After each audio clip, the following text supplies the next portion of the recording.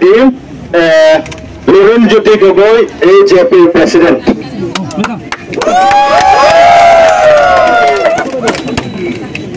কাৰ্ডং নমস্কাৰ খুবটাং ধন্যবাদ আমাৰ সকলোৰে শ্ৰদ্ধাৰ জন ইংতি কাঠাৰ ডাঙৰীয়া আপোনালোকৰ সকলোৰে মৰমৰ আৰু আদৰৰ শ্ৰদ্ধাৰ সংগ্ৰামী নেতা এই অঞ্চলৰ খিলঞ্জীয়া জনগণৰ অধিকাৰ বিচাৰি বহু দীঘলীয়া সময় সংগ্ৰাম কৰি আহিছে আমাৰ মাজত গোবিন্দ ৰাভা ডাঙৰীয়া আছে সুব্ৰত তালুকদাৰ ডাঙৰীয়া আছে আমাৰ আদিবাসী নেতা শ্ৰদ্ধা মাইকেল কাছব আছে উপস্থিত আমাৰ বিভিন্ন প্ৰান্তৰ পৰা আমাৰ সকলো জনজাতীয় ৰাইজ কাৰ্বি ৰাইজ ডিমাচা ৰাইজ আদিবাসী লগা সকলো ৰাইজ আহি আমাৰ খিলঞ্জীয়া জনগণ সংগ্ৰামী জনগণ আহি উপস্থিত হৈছে জ্যেষ্ঠ ব্যক্তি আহিছে আই মাতৃ আহিছে যুৱ বন্ধু আহিছে বিভিন্ন সংগ্ৰামী দল সংগঠন আহিছে সকলোকে মই শ্ৰদ্ধা জনাইছো আৰু সকলোকে মই সংগ্ৰামী অভিনন্দন জনাইছো আৰু আজি এই মেগা ৰেলীৰ পৰা এটাই কথা ক'ব খুজিছো অহা ২৬ৰ বিধানসভা নিৰ্বাচনত কাৰ্বি আংলঙৰ মাটিৰ পৰা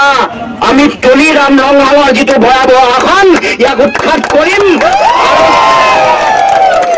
ইয়াক আমি সকলোৱে মিলি তুলিৰাম ৰংহাঙৰ দুৰ্নীতি ষড়যন্ত্ৰখন আৰু আমাৰ মাটি কাৰ্বি ভূমিৰ মাটি আম্বানী আদানী ৰামদেৱ আৰু গড্ৰেজক দিবৰ বিচৰা যি ষড়যন্ত্ৰ এই ষড়যন্ত্ৰ উপৰাই আমি অধিকাৰৰ কাৰণে আমাৰ অধিকাৰ সুৰক্ষিত কৰাৰ কাৰণে জন ইংতি কাঠাৰক আমি আগবঢ়াই দিম বিধানসভাৰ গতিকে ৰাইজ আপোনালোকে সকলোৱে সিদ্ধান্ত গ্ৰহণ কৰিব লাগিব ২০,০০০ বিঘা বোকাজানৰ ওচৰত হয় নে নহয় ১২,০০০ বিঘা আম্বানীক ইতিমধ্যে দিলে কমপ্লেক্স বায়োগেছৰ নামত দিলে ইতিমধ্যে চুক্তি হৈ গ'ল আৰু ১২,০০০ মাটি দিয়াৰ ধান্দা আছে ৰামদেৱ আৰু গড্ৰেজক দিব নেকি সকলো সম্পদ লুণ্ঠন কৰি শেষ কৰিলে কয়লা নিলে তেল নিলে আমাৰ গছ লৈ গ'ল এতিয়া বাকী আছে মাটি আৰু পানী গতিকে মাটি আৰু পানী লৈ যোৱাৰ যিটো ষড়যন্ত্ৰ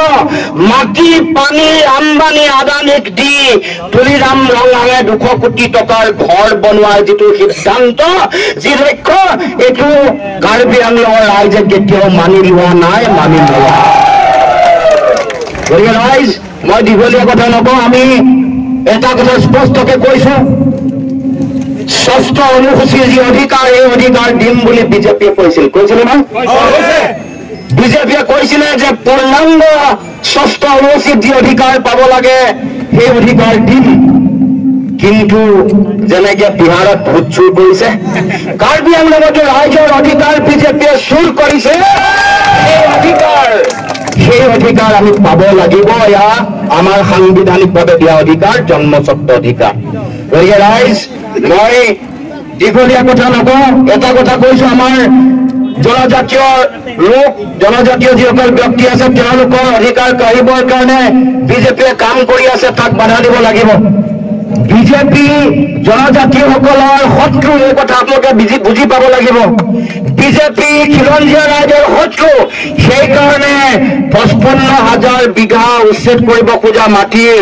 ৪৯,০০০ বিঘা মাটি জনজাতীয় ৰাইজৰ মাটি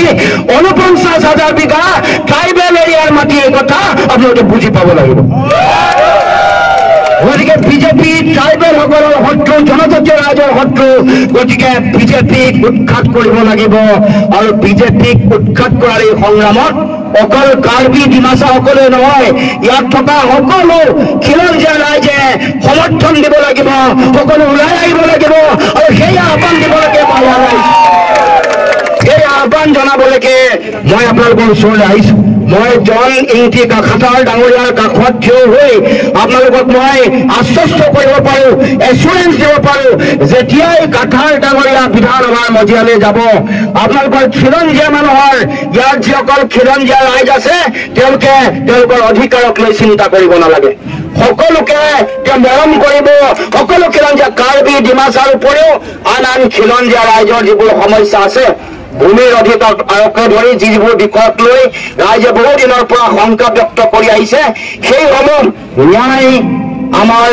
জয়নিংটি কাঠাৰ ডাঙৰীয়াই দিব। গতিকে আমাৰ খিলঞ্জীয়া সকলো ৰাইজকে তেখেতৰ হাত শক্তিশালী কৰিবৰ কাৰণে মই আহ্বান জনাইছো। তেখেত শক্তিশালী হলেহে কাৰ্বি ভূমি শক্তিশালী হব, কাৰ্বি আংলঙৰ মানুহৰ অধিকাৰ সুৰক্ষিত হব। এইখিনিকে কৈ মই সকলোকে মোৰ তৰফৰ পৰা শ্ৰদ্ধা জনাইছো, সেৱা জনাইছো। সকলোৱে আশীৰ্বাদ বিচাৰিছো যাতে অসমৰ কাৰণে, কাৰ্বি আংলঙৰ কাৰণে, জনজাতীয় মানুহৰ কাৰণে, খিলঞ্জীয়া থলগিৰি ভূমিপুত্ৰ মানুহৰ কাৰণে যাতে সদায় যুঁজি থাকিব পাৰো, মেৰুদণ্ড পোনাই শিৰ উচ্চ কৰি। ধন্যবাদ। জয় অসম।